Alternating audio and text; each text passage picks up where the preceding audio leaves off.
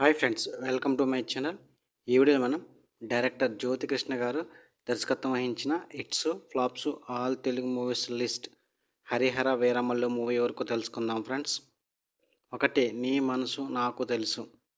ఈ movie 2003లో release అయింది, hit అయింది. ఈ మూవీలో తరుణ్, శ్రేయ, త్రిష కలిసి నటించారు. 2 జాదు. ఈ మూవీ 2006లో రిలీజ్ అయింది, ఫ్లాప్ అయింది. ఈ మూవీలో రవికృష్ణ, తమన్నా, ఇలియానా కలిసి నటించారు. 3 ఊలాలాలా. ఈ మూవీ 2012లో రిలీజ్ అయింది, యావరేజ్ అయింది. ఈ మూవీలో జ్యోతికృష్ణ, దివ్య భండారి కలిసి నటించారు. 4 ఆక్సిజన్. ఈ మూవీ 2017లో రిలీజ్ అయింది, యావరేజ్ అయింది. ఈ మూవీలో గోపీచంద్, రాశిఖన్నా, అను ఇమ్మానియల్ కలిసి నటించారు. 5 రూల్స్ రంజన్. ఈ మూవీ 2023లో రిలీజ్ అయింది, ఫ్లాప్ అయింది.